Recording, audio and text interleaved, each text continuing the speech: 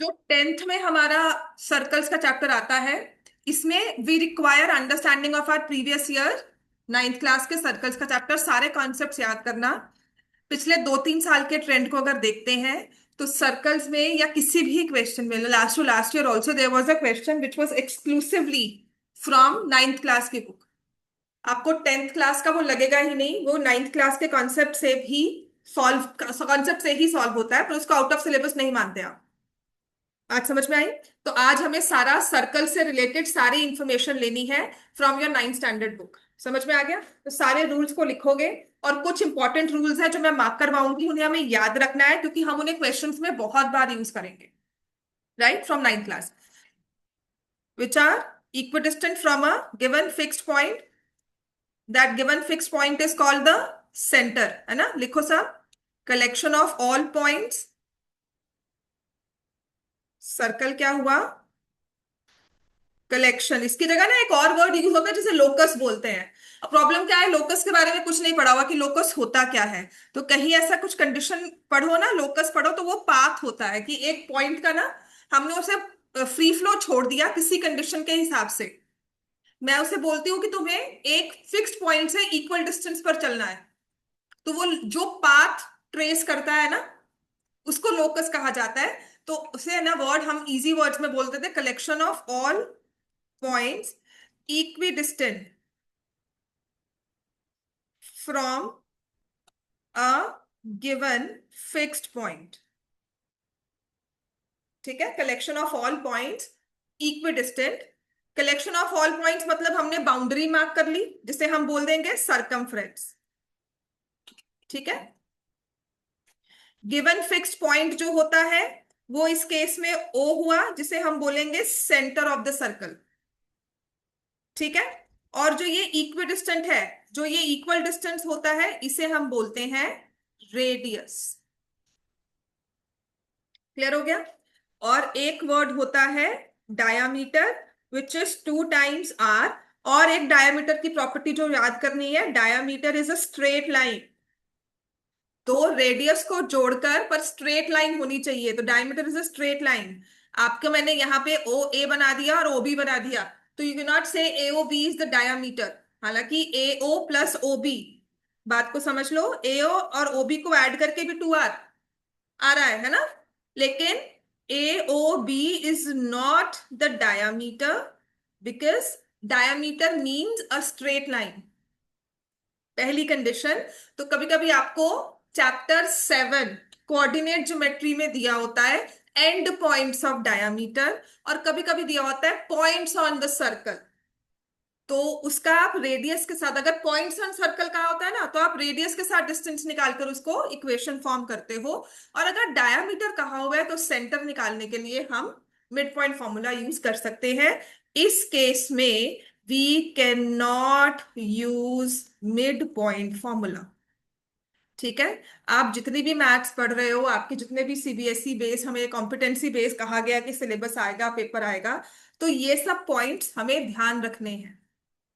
इनमें ही tricky questions में फंसेंगे कि ये तो हमें डायमीटर नहीं दी हुई थी, हमें सर्कल के 2 पॉइंट्स थे जिनका रेडियस हमें निकालना था। क्लियर हो गया इतना? तो डायमीटर क्लियर हो गया ना आप सब? अब आते हैं हमारी नेक्स्ट टर्मिनोलॉजी। सर्कल में ना हमें, ये मैंने आपको कोऑर्डिनेट में भी करवाया था, एक जो पॉइंट है वो किस तरह से एग्जिस्ट कर सकता है, या तो वो सर्कल के अंदर हो, जिसे हम बोल देते हैं इंटीरियर, या वो सर्कल के आउटसाइड में हो, जिसे हम बोल देते हैं एक्सटीरियर। एक होता है ऑन द सर्कल। ठीक है। तो circle divides the plane in 3 parts. कभी कभी एमसीक्यू में, कभी कभी फिल इन द ब्लैंक्स में, कभी कभी असर्शन रीजनिंग में। ठीक है।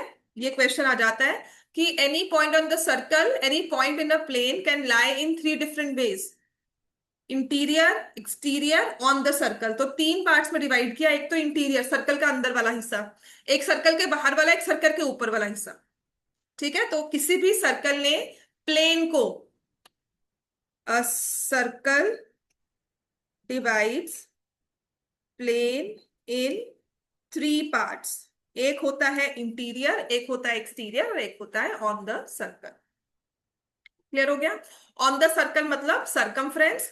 और सरकमफ्रेंस का फॉर्मूला क्या होता है? 2 pi are. Area of circle का फॉर्मूला क्या होता है?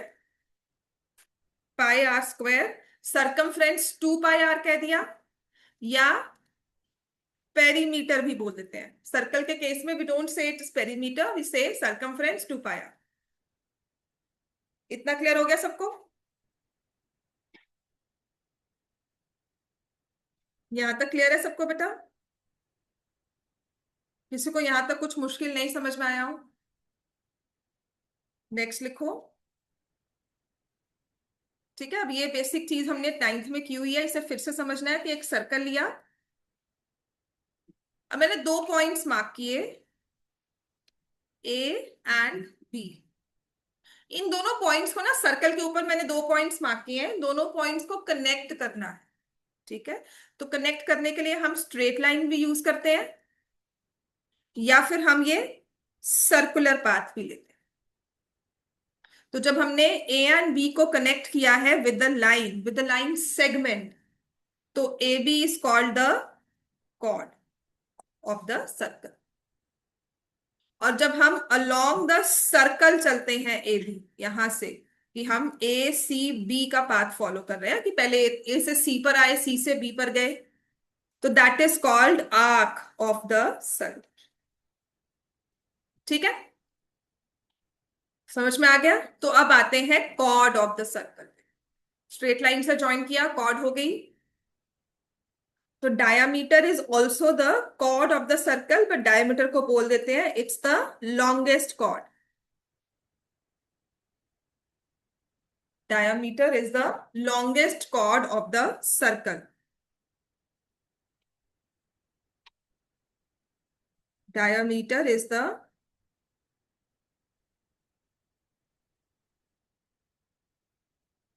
longest chord of the circle.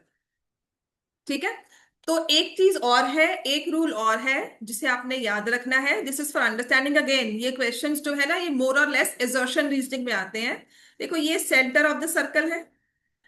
जैसे जैसे कॉर्ड सेंटर से पास होती रहेगी, ठीक है, एक कॉर्ड की प्लेसमेंट है, जैसे उसे सेंटर से पास करते रहोगे, उसके सेंटर के पास करते रहोगे, उसकी उतनी लेंथ बढ़ती जाएगी।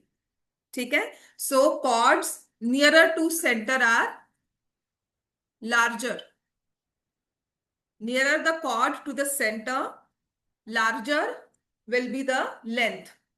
तभी डायमीटर लॉन्गेस्ट कॉर्ड हुई कि हमने सेंटर से और डायमीटर, मतलब सेंटर से डिस्टेंस 0 कर दिया, वो सेंटर से पास की तो लॉन्गेस्ट हो गई। जैसे जैसे वो सेंटर से दूर होती रहेगी, उसकी लेंथ कम होती है।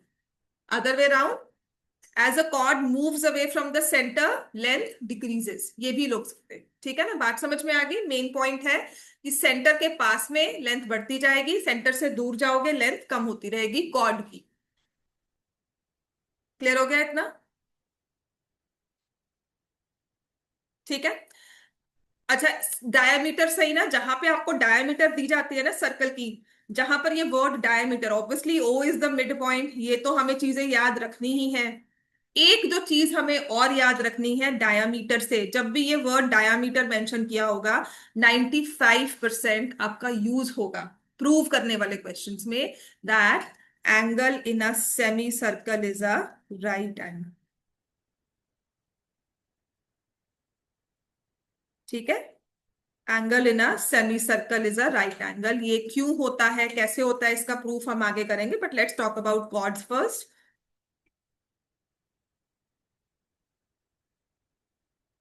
हमेशा राइट एंगल बनता है angle in a semi circle. Diameter is the longest cord.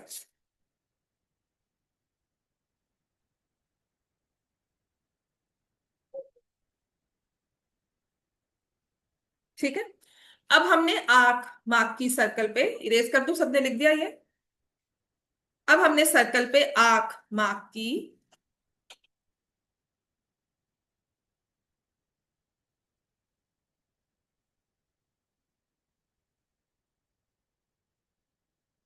मतलब अगर हमने बैंगल ली है कोई एक भी, जो भी आप बैंगल लेते हो उसके अगर टुकड़े कर देते हैं, तो जो पोर्शंस हमारे पास बचते हैं that we call is the arc of the circle. जो पोर्शन हमारे पास बैंगल्स, ब्रोकन बैंगल लोगे, जितने भी टुकड़े उसके हुए हैं ना, वो डिफरेंट डिफरेंट लेंथ की आर्क्स है। तो अगर मैं दो ही लेंथ्स को देखती हूँ, ठीक है, आर्क या तो होती है छोटी या उससे होगी बड़ी।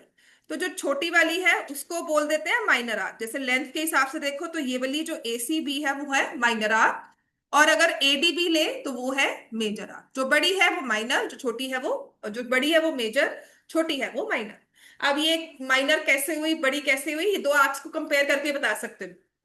अगर मैं कहूँ नहीं एंगल 50 वाली आर्क माइनर है, एंगल 40 वाली आर्क नहीं माइनर नहीं होगी, या 140 वाली मेजर होगी, ऐसा नहीं है। हम हमेशा लेंस को कंपेयर करते हैं, और पूरे सर्कल को हमने दो में डिवाइड किया है, तभी मेजर माइनर होती है। समझ में आ गया? अब इस आर्क के एंड पॉइंट्स को, ए एंड बी को मैंने सेंटर से ज्वाइन कर दिया। तो जो ये एओ बी बनता है ना हमारे पास, विच आई से, which looks like a pizza slice, है ना, it looks like a pizza slice, so this is called sector of the circle। ठीक है। अब किसी भी आर्क को डिफाइन कैसे किया जाता है, हमें कैसे पता कि आर्क को मेजर कैसे करेंगे, क्या लिखेंगे उसकी एक आइडेंटिटी के लिए। जैसे लाइन सेगमेंट की लेंथ होती है ना, रे का एक पॉइंट होता है, लाइन के हम एंड पॉइंट्स मार्क करते हैं कि A B is the line, angle का मेजर होता है। ऐसे ही आर्क का भी मेजर होता है। तो मेजर ऑफ आर्क लिखो क्या होता है, measure of arc is angle it makes eight the centre. जो उसका सेंटर पे एंगल बनता है ना, वो उसकी मेजरमेंट होती है। उसको डिफाइन नहीं किया जाता कि एक आर्क ने एंगल पे, सेंटर पे एंगल बनाया 40, एक आर्क ने बनाया 50, एक आर्क ने बनाया 60। ठीक होगी बात है, राइट। अब यहीं से आर्क कहा जाए, इन्हीं आर्क्स को ज्वाइन करने वाली कॉर्ड कही जाए। कॉर्ड का भी क्या हम डायमेंशन उसकी लेंगे, तो ऑब्वियसली उसकी लेंथ होती है, या फिर उसने एंगल बनाया है। तो ये आर्क एंगल बनाए या ये कॉर्ड बनाए, एंगल तो वो सेम ही बनेगा सेंटर पे, if you are talking of the end points of the same arc, है ना। चलो, तो यहां से हमें याद रखना है, लिखो equal chords make equal angles at the centre. ये रूल लिख लो फटाफट से, हमने सबसे पहले 10th में ना यही यूज किया था। Equal chords make equal angles at the centre.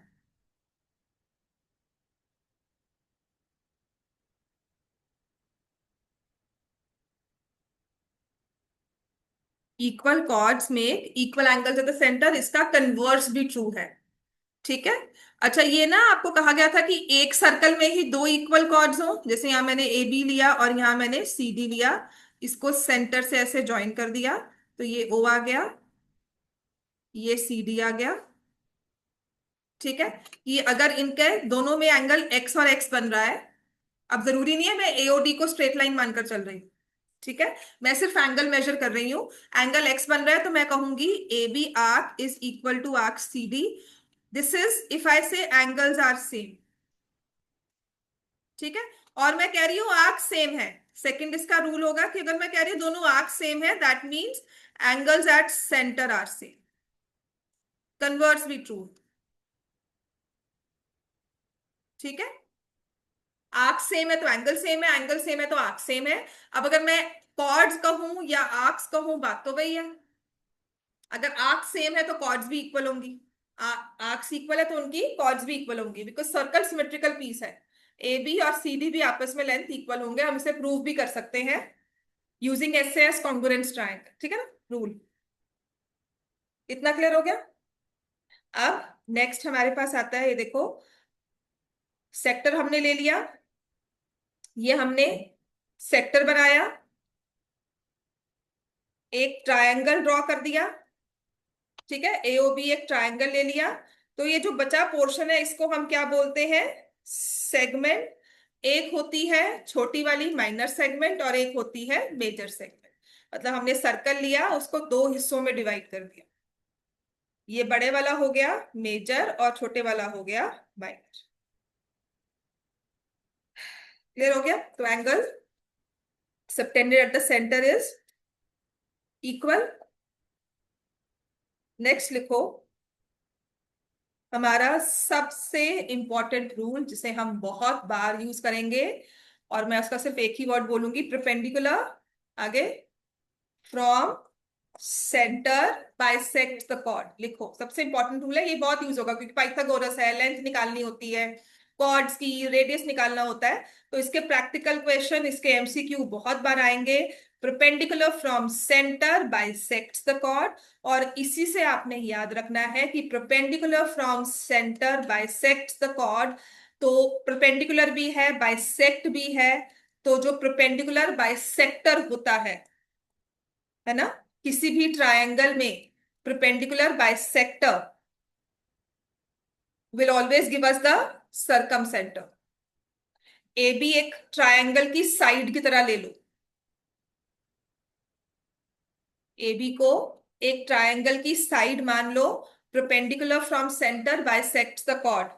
तो यहां से अपने वो कोऑर्डिनेट ज्योमेट्री में परपेंडिकुलर बाइसेक्टर की इक्वेशन निकालनी हो, है ना, कंफ्यूज होते हो कि ये सरकम सेंटर निकालो, या फिर point 3 points are given which are equidistant from a given fixed point, now find the centre circumcentre. ये आपको क्वेश्चंस दिए जाते हैं कुछ इस तरह से। So perpendicular from centre bisects the chord. तो जो हमारे पास इस केस में सेंटर आता है ना इस सर्कल का, उसे हम बोलते हैं सरकम centre. O is in this case is the circumcenter। ठीक है, perpendicular bisectors of a triangle give circumcenter। याद हो जाएगा, ये रूल याद रखना ना, इस तरह से रिलेट कर सकते हो। Then circumcenter is equidistant from vertices, is equidistant from 3 vertices of a triangle। ठीक है ना, किसी ट्रायंगल के तीनों वर्टिसेस से इक्वल डिस्टेंस पर सरकम सेंटर होता है, बिकॉज वो रेडियस बन जाती है। O A equals to O B equals to O C is equal to the circumradius. Clear हो गया, क्योंकि हर एक इस ट्रायंगल के लिए हर एक साइड कॉर्ड है। अब ना आपको कभी कभी ये प्रैक्टिकली ना क्वेश्चन कहा जाता था कि आपको एक सर्कल दिया हुआ रैंडमली, इसका सेंटर लोकेट करो। अब ये नहीं अंदाजे से मारना है कि नहीं जी हमने तो यहाँ पे स्केल दिया, you are given scale compass, ठीक है, उसके बेसिस पर आपको कहा जाता है कि इसका सेंटर मार्क करो। ठीक है, तो ये इंसर्शन रीजनिंग में या कभी केस स्टडी में कुछ ऐसा आता है, तो हम कैसे centre of the circle locate कर सकते हैं। पहले ना आपको कंस्ट्रक्शन हुआ करती थी, तो ये एक एक्टिविटी आपको करवाते थे कि how to locate the centre of the circle. तो क्या करना होता है, आपने दो कॉर्ड्स बनानी है, प्रेफरेबली नॉन पैरेलल कॉर्ड्स। ठीक है, दो कॉर्ड्स बनाओ, उनका पॉइंट ऑफ मतलब स्टार्टिंग पॉइंट एक सेम भी हो सकता है। इनके परपेंडिकुलर बाइसेक्टर्स को ड्रॉ कर दो, हमेशा इंटरसेक्ट करेंगे सेंटर में। perpendicular bisectors of the chords will intersect at the center always। Two non parallel chords draw की, पैरेलल मत करना, दो दे पास थ्रू सेंटर, आप सेंटर को लोकेट नहीं कर पाओगे। लेकिन यहां पर एक इंटरसेक्शन पॉइंट आ गया, आपने दो नॉन पैरेलल कॉर्ड्स लेनी है, the intersection point of perpendicular bisectors will give us the circum centre. ठीक हो गया, एग्जैक्ट मिल जाएगा। इतना क्लियर हो गया। So perpendicular from centre bisect the chord, इसका अदर वे अराउंड भी ट्रू है। A line from the centre to the mid point of the chord is perpendicular to chord. line from the center of the circle to midpoint of chord, line from center to midpoint of the chord is perpendicular to chord। ये converse है, समझ में आ गया। मैंने कहा perpendicular draw किया centre से तो बाइसेक्ट करेगा, मैंने कहा मैंने तो कॉर्ड को बाइसेक्ट कर दिया, ओ से लाइन ड्रॉ की, ओडी बाइसेक्ट करता है कॉर्ड को, तो ओडी परपेंडिकुलर भी हो। क्लियर हो गया इतना। नेक्स्ट है, अभी सबसे थोड़ा सा इंपॉर्टेंट टॉपिक आ जाएगा, इसमें असर्शन रीजनिंग के क्वेश्चंस बन जाते हैं। ठीक है, so how many circles can be drawn passing through one point.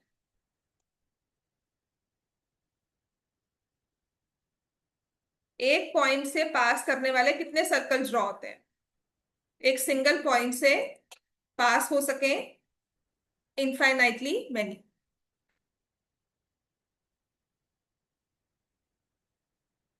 एक सिंगल पॉइंट से पास होने वाले इनफाइनाइटली मेनी सर्कल्स ड्रॉ होते हैं।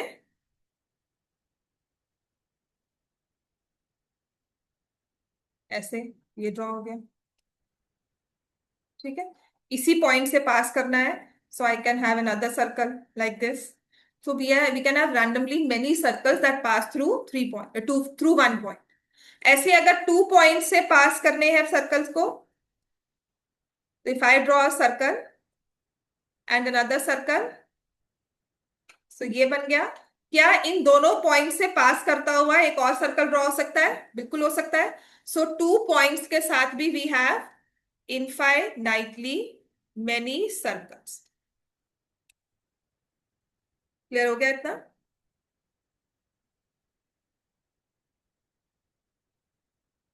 ठीक है। अब लेते हैं नेक्स्ट लो, 3 non collinear points.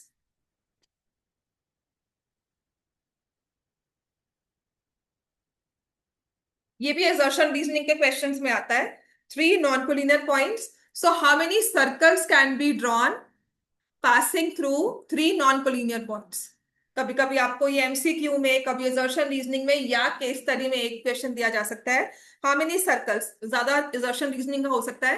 How many circles passing through 3 non collinear points can be drawn? Only one, only one circle. There is one and only one circle passing through 3 non-collinear points. One and only one circle passing through 3 non-collinear points. तभी हर एक triangle के पास उसका सरकम circle है।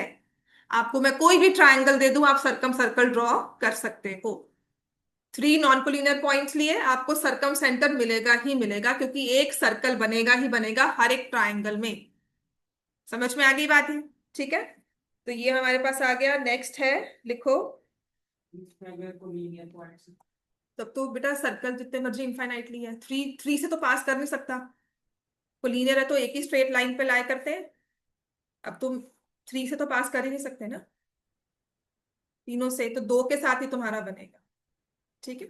तीनों point से पास करता हुआ अगर कोलिनियर है तो सर्कल बन ही नहीं सकता इनफाइनाइटली में। 2 पॉइंट तुम्हें फिक्स करने हैं, बस तुम इनसे पास होते हुए सर्कल्स बना दो। तो तुमने ये सर्कम रैंडमली लिया, इसको तुम फिक्स कर सकते हो।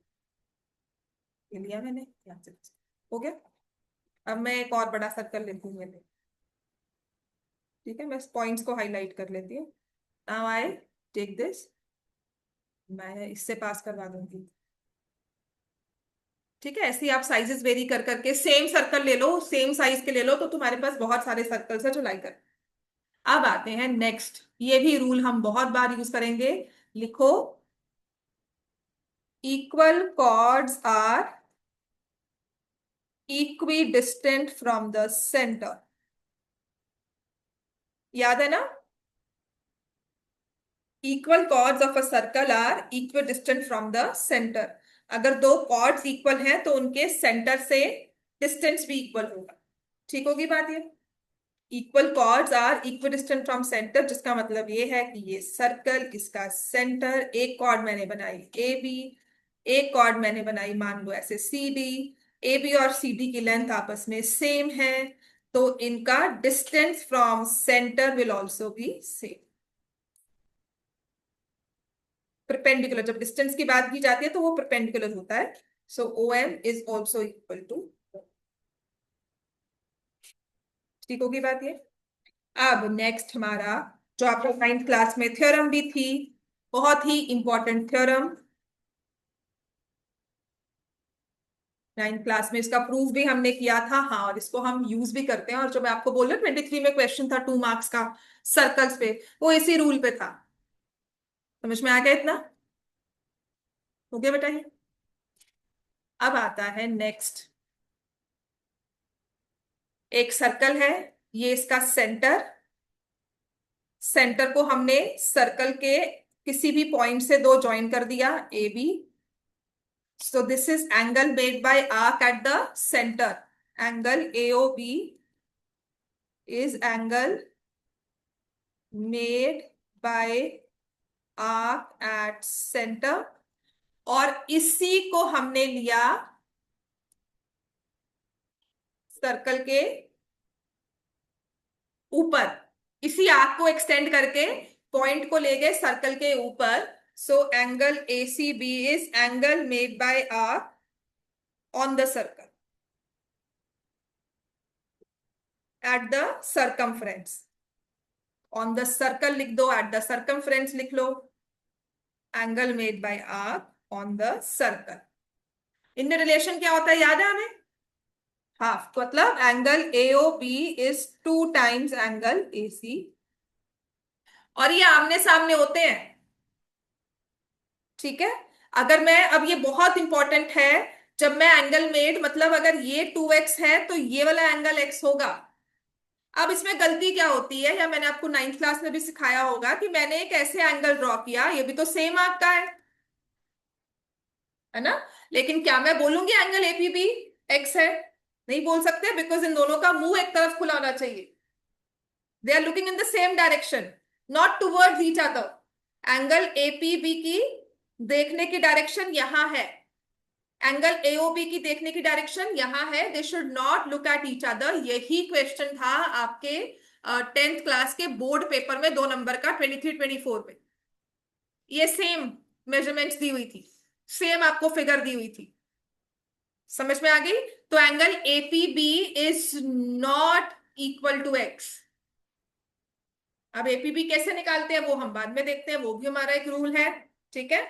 लेकिन यहां पर APB को x नहीं मानते हो, वी से जो हमने आंख निकाल दी उसके अलावा, मतलब हम क्या कह रहे हैं कि जब मैंने एंगल एट द सेंटर बनाया ना, तो जिस आंख से बनाया ना उस आंख को हमने कट कर, उसको मैंने इरेज कर दिया। अब जो बचा हुआ सर्कल का पोर्शन है वहां पे एंगल होना चाहिए। ये B थी ना, इस वाले पोर्शन को इरेज कर दिया। अब यहां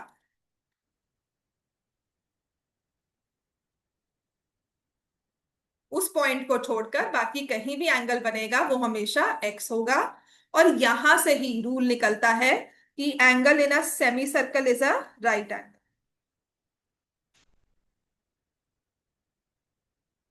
ठीक है। फिर हो गया इतना। और यहीं से रूल होता है angles in the same segment are ई,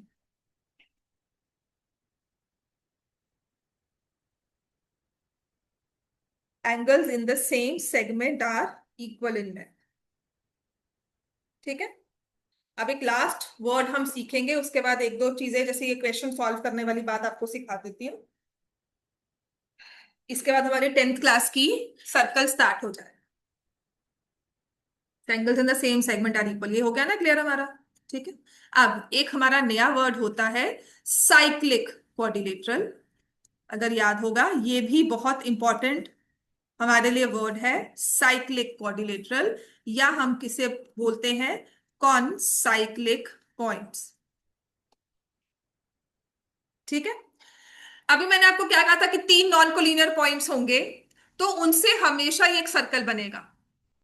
जैसे कि दो लाइन, 2 पॉइंट से हमेशा एक स्ट्रेट लाइन तो ड्रॉ होती ही है। रैंडमली 2 पॉइंट्स ले लो, उनको आप स्ट्रेट लाइन से ज्वाइन कर सकते हो।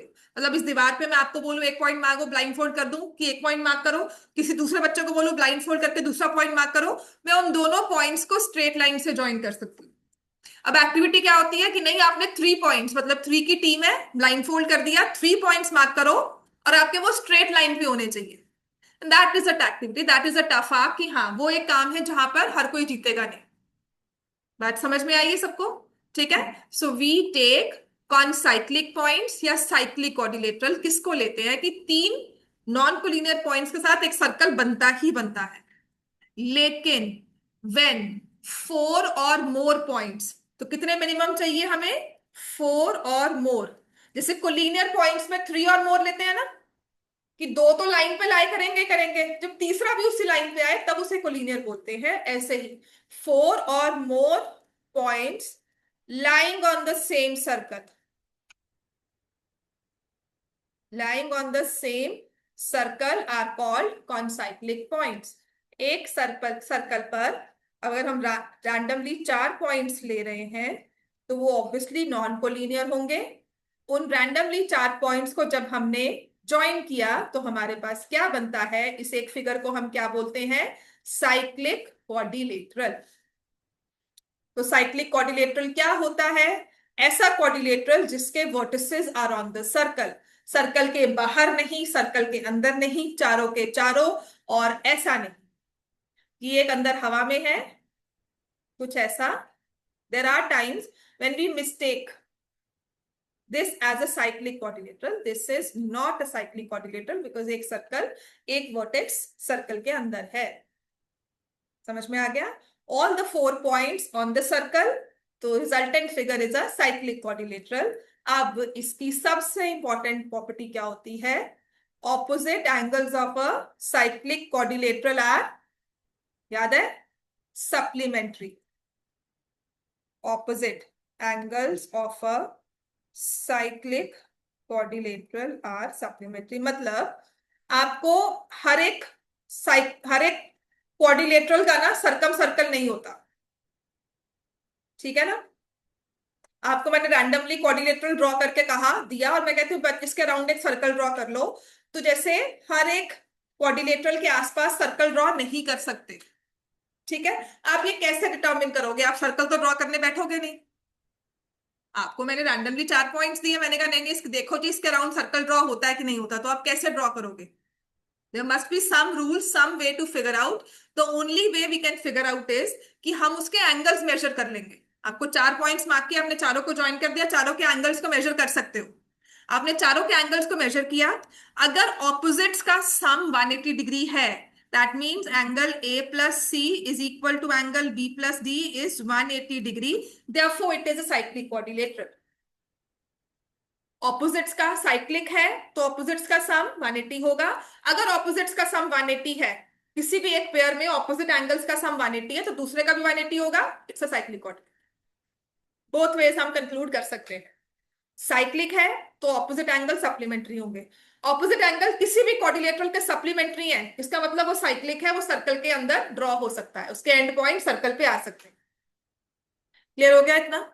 साइक्लिक के बारे में क्लियर है। इसका ना एक और रूल है, ऐसे तो उसको भी हम लोग विथ थ्रू लीनियर पेयर वगैरह कर लेते हैं, पर कभी कभी याद करना आसान रहता है कि जब भी हमने साइक्लिक क्वाड्रिलेटरल ड्रॉ किया like this,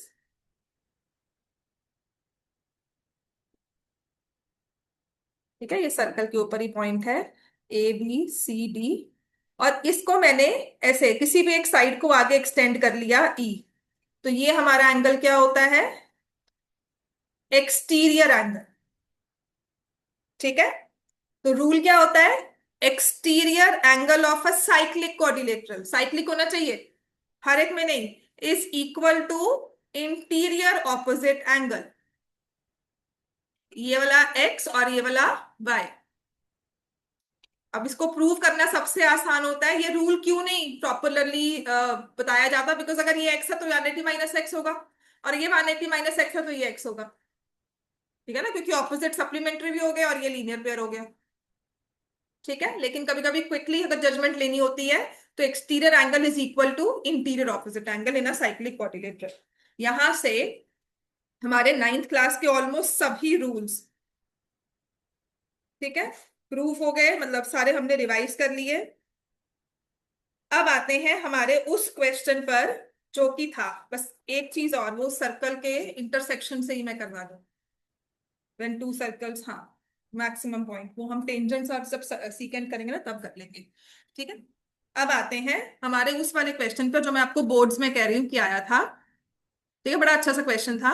and there students who were saying out of syllabus है, ग्रेस मार्क्स मिलने चाहिए, और बिल्कुल नहीं मिलेंगे। अब तो तुम्हारे बोर्ड ने ना वैसे ही कह दिया कि 9th एंड 10th कंबाइंड है, प्रॉपर कोर्स कर दिया, 9th and 10th, 11th and 12th is a course, अलग अलग क्लासेस नहीं है, तो इनकी असेसमेंट्स भी सब भी। तो इसका मतलब आप ये लगाकर चलो कि अगर अभी भी आपके सैंपल पेपर में चेक करते हो ना, you have mirror image, you have distance from the x axis y axis वाला question, you have questions on what are polynomials, which of the following is a polynomial, board में वो भी question आया हुआ है, मिरर इमेज आया हुआ है, और ये रही दे ये, और कभी कभी कॉन्ग्रुएंसी वाला क्वेश्चन भी आ जाता है, ठीक है। मैं क्वेश्चन करवाऊंगी वो कॉन्ग्रुएंसी पर बेस्ड है, और हम तो सिमिलैरिटी करते करते मर जाते हैं कि ये सिमिलर है, सिमिलर है, प्रूफ करो कॉन्ग्रुएंट है, वो 9th की बुक से उठाया हुआ है, पक्की बात है। ठीक है। तो अगर ऐसा क्वेश्चन वहां पेपर में आ गया, व्हाट आई मीन टू से इज, वहां बैठकर किसी से झगड़ा नहीं कर सकते हो। बोर्ड ग्रेस मार्क्स देगा नहीं देगा वो बात की बात होती है, वो लीनियंट मार्किंग करेगा नहीं करेगा वो बात की बात है। और वहां बैठकर उस 2 नंबर के बेसिस पे ना तुम पूरा पेपर खराब करके आते हो, घबरा कर, हाय ये क्या आ गया ये क्या आ गया, सोच के सोचते हुए वहां गलती यहाँ गलती वो गलती। ठीक है। तो उस सरप्राइज एलिमेंट को हम मिस करते, वो स्किप करते हैं, और तभी मैं आपको सर्कल्स 9th क्लास का दोबारा रिवाइज करवाती हूँ, और वो क्वेश्चंस भी हम करेंगे। तो आपको कहा गया था कि this is the centre of the circle, P is the centre, angle P में भी 70 डिग्री है, find the measure of angle A D B. ये पॉइंट्स में आ रहा था आंसर, अब मुझे ऐसे याद नहीं है, मेरा ग्रुप भी ठीक होगा, मैं सर्च करके तुम्हें बता देती हूँ। मेरे पास पेपर तो थे ये, तो मैं एग्जैक्ट क्वेश्चन भी बता देती हूँ क्या था। ठीक है। तो everybody in the group said, everybody there was a discussion कि this is out of syllabus, out of syllabus कर करके ना इसको।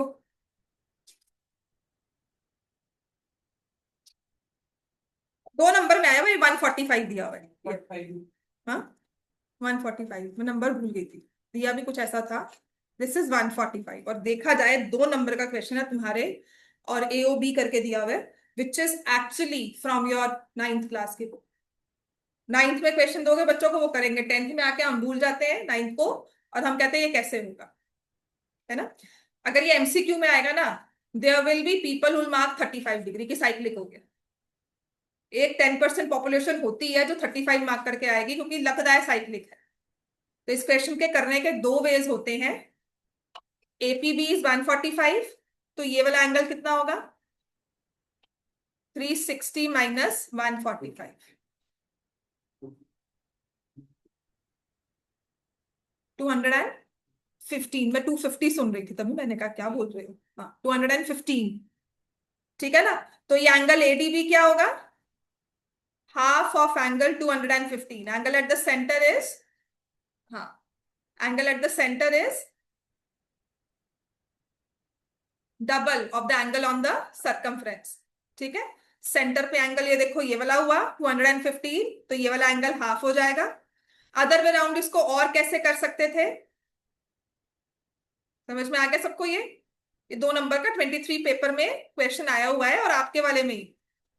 तो इसको और करने का भी क्या होता है, 145 दिया हुआ ना यहाँ पर, इसको ड्रॉ कर दिया, ये 145 है, ये 145 का हाफ को पी ले, इसको क्यू ले लिया लेट से। तो एंगल AQB भी क्या हो गया, 145 का हाफ 72.5। ठीक है। And what about angle ADB, 180 minus 72.5, फिर से क्या आ गया 107.5, क्योंकि ये एंगल और ये एंगल साइक्लिक है, साइक्लिक क्वाड्रिलेटरल के ऑपोजिट एंगल। ठीक है। आइदर वे हम ये क्वेश्चन कर सकते थे। इतना क्लियर हो गया सबको। ठीक है। अब आते हैं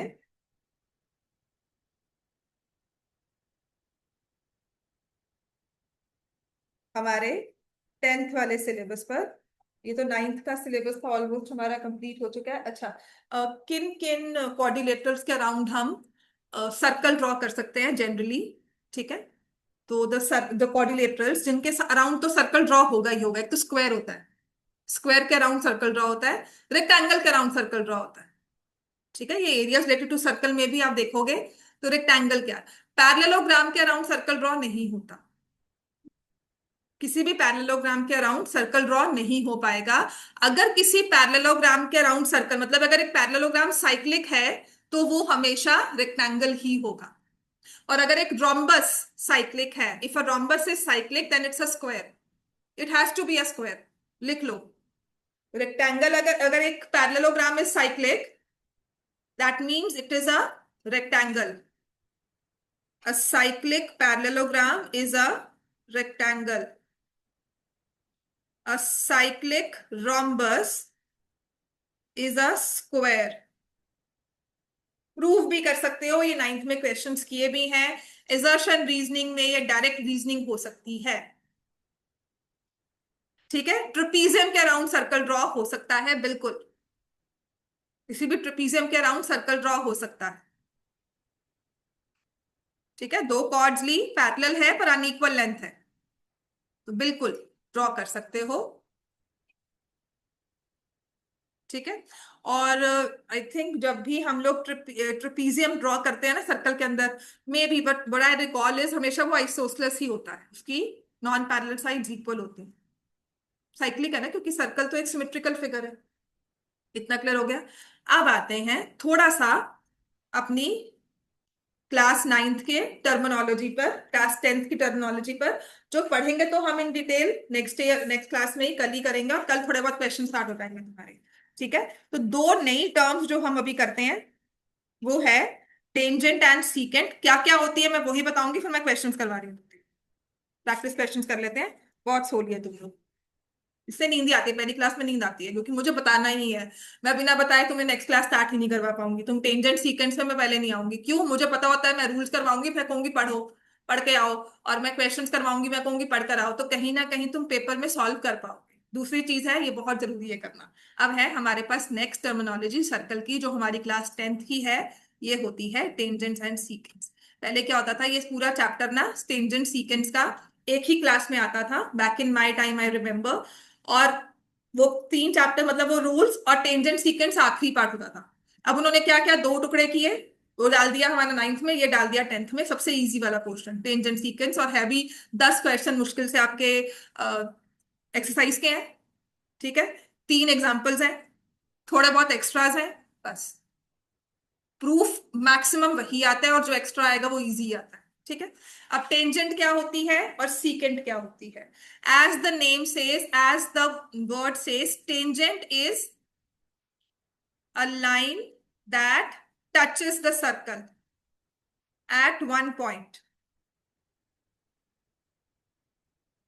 Secant is nothing but extended chord. Cord एक लाइन सेगमेंट है, सीकेंट एक लाइन है। तो ये सीकेंट है। एक कॉर्ड थी ए बी, मैंने उसे एक्सटेंड कर दिया तो वो बन गई सीकेंट, उसने दो तरफ से खींच दिया। और यूक्लिड ने कहा भी है कि किसी भी लाइन सेगमेंट को आप लाइन बना सकते हो, है ना, नाइन्थ क्लास में पढ़ा था यूक्लिड का। तो कोई भी एक लाइन सेगमेंट लाइन बन सकती है। तो secant is nothing but extended chord. और यही सीकेंट जब मूव करते करते करते करते, मतलब वो ऐसे आ गई, फिर वो यहां आ गई, तो ऐसे ही करते करते वो बाउंड्री पे पहुंचती है और सर्कल को टच करके जाती है, तो वो बन जाती है टेंजेंट। सो टी से टेंजेंट, टी से टच। समझ में आ गया? टेंजेंट क्या है? That touches the circle at exactly one point. ठीक है। तो a line which intersects the circle eight one point, उसको भी हम क्या बोलते हैं? टेंजेंट।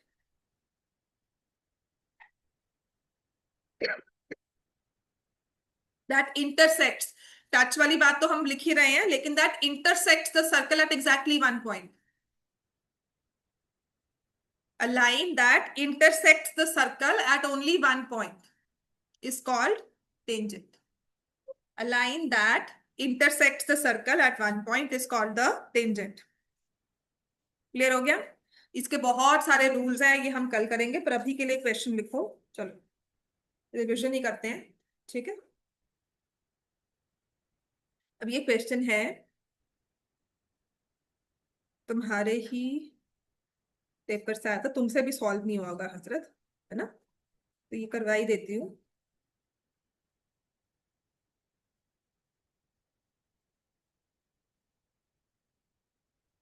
तुम्हारा पेपर कौन सी डेट का हुआ था?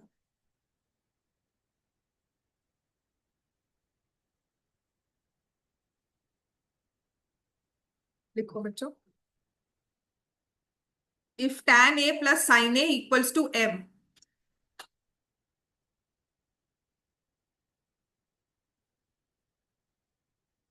tan a minus sin a equals to n, prove that m square minus n square का होल स्क्वायर इज 16n। चलो कैसे करोगे इसको?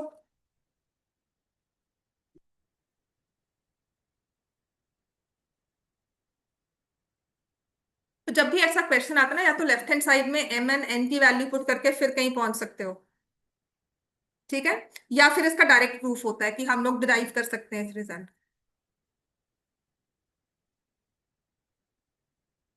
अगर M square minus N square देखेंगे तो क्या होता है, फॉर्मूला पता है ना इसका क्या होता है ना, ए प्लस बी ए माइनस बी, याद है कि नहीं, है ना।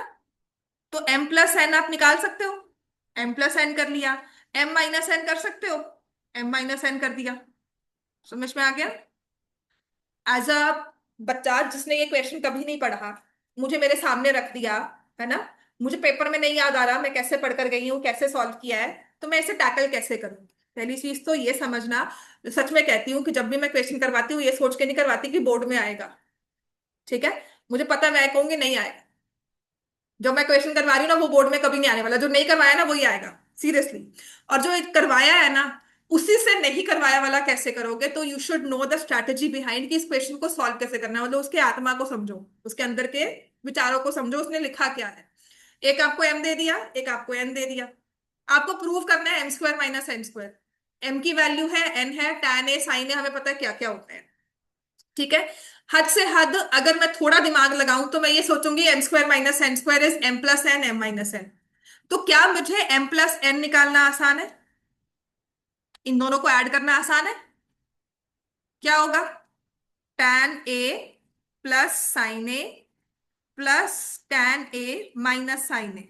अच्छा, अब ये तो है नहीं कि हमें जी नाइन्थ टेंथ हमने पढ़ी ही नहीं है, पढ़ रहे हैं बस ये समझ नहीं आ रहा। हमें पता है कि ये plus sine A minus sign A cancel होता है, ये तो समझ आता है ना सबको, जितनी पढ़ाई हमने की है। तो ये 2 tan ए हो गया। ठीक है, तो what is m minus N, tan A plus sine A, minus है तो साइन चेंज हो जाएंगे, ये हमें समझ में आता है ना। तो ये आ गया 2 sin a।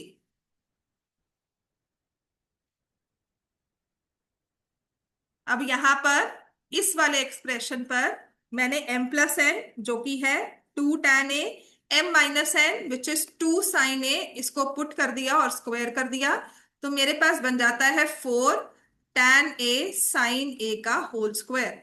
अगर आप स्क्वायर करोगे तो ये 16 tan square a sin square a आ गया। कहीं ना कहीं 16 आ गया तो मेरे अंदर होप आ जाती है कि कहीं कुछ हम सही कर रहे हैं। अब हम इसी में वैल्यू पुट कर देंगे, 16 m square minus N square. ठीक है, 16 mn, ये तो हमने लेफ्ट हैंड साइड सॉल्व की ना, अब राइट हैंड साइड ले लेते हैं। करूँ शिफ्ट आगे, है ना। अब मैं राइट हैंड साइड पे ले रही हूँ, RHS क्या दिया हुआ है, 16 mn। तो this is 16 tan a plus sine A tan a minus sine. ठीक है, ये तो बेसिक है ना, यहां पर छोड़ दिया कि इसके बाद देखते हैं, पहले तो हम राइट हैंड साइड पे आए। तो ये 16 क्या बन गया, tan square a minus sine square a, बन गया कि नहीं बन गया। अब क्या करना चाहिए, ये तो 16 तो आ गया, ये तो प्रोडक्ट में, ये प्लस माइनस में है। तो जब कुछ समझ नहीं आता तो हमारा रामबान क्या होता है, change everything to sine and cos. So I change this to sine square a upon cos square a minus sine square a. पहले कोशिश करती हूँ, इसके पास जाती हूँ कि तुम साइन और कॉस में चेंज हो जाओ।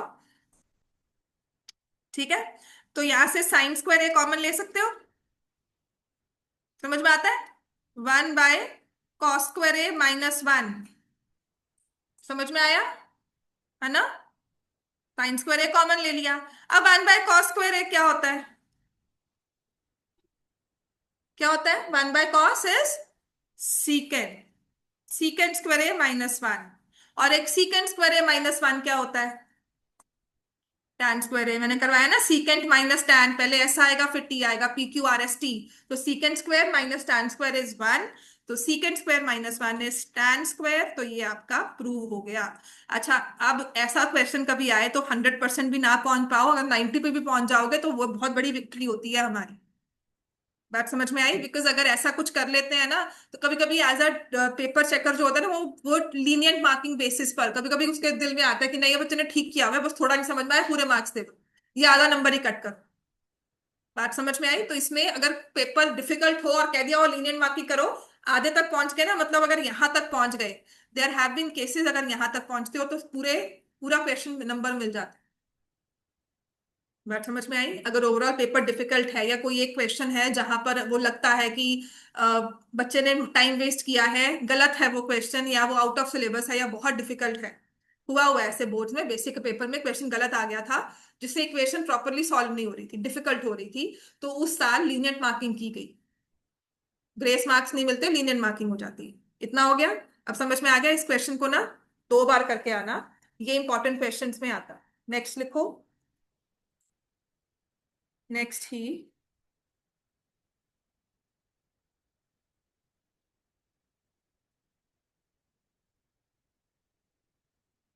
जो ये वाला था तुम्हारा, ये सीरियसली लास्ट ईयर के पेपर में भी तुम्हारे आया होगा। इसका मतलब क्या होता है ये तुम्हें कोई नहीं सिखाता, तुम्हारे सिलेबस में कहीं सिग्मा का सिखाने का मतलब है ही नहीं, पहली बात।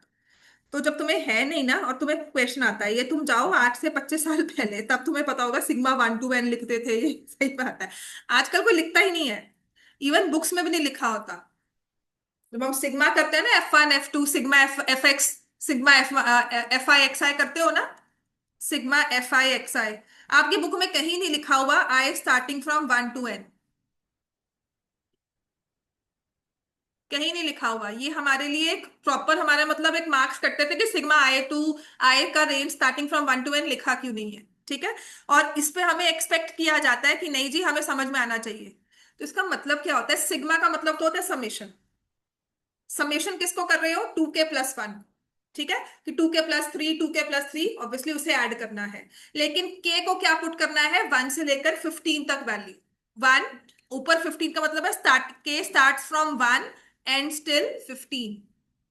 इसे लिखते हैं सिग्मा के स्टार्टिंग फ्रॉम 1 to 15, ये पढ़ेंगे।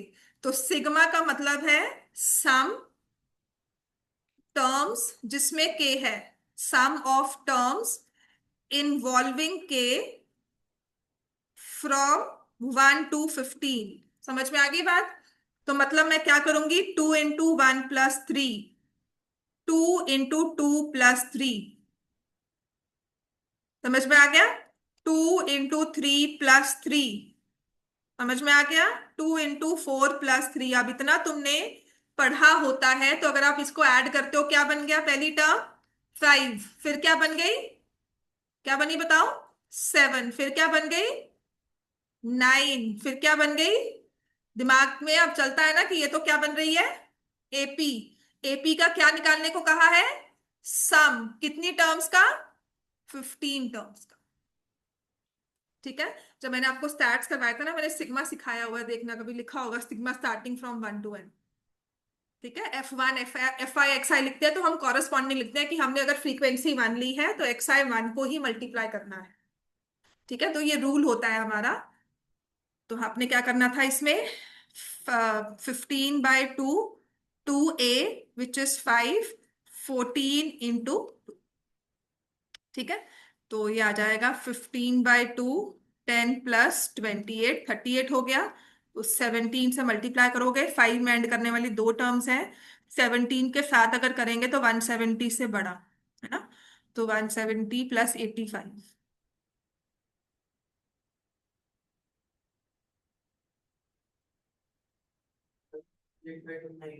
19 आएगा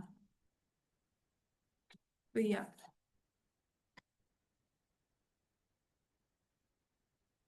कितना क्लियर हो गया? ठीक है आज के लिए, ठीक है ना। तो कल जो बच्चा रह गया उनको बोल दो, जिससे कोई स्पेशली कि सर्कल्स मत मिस करे, यार।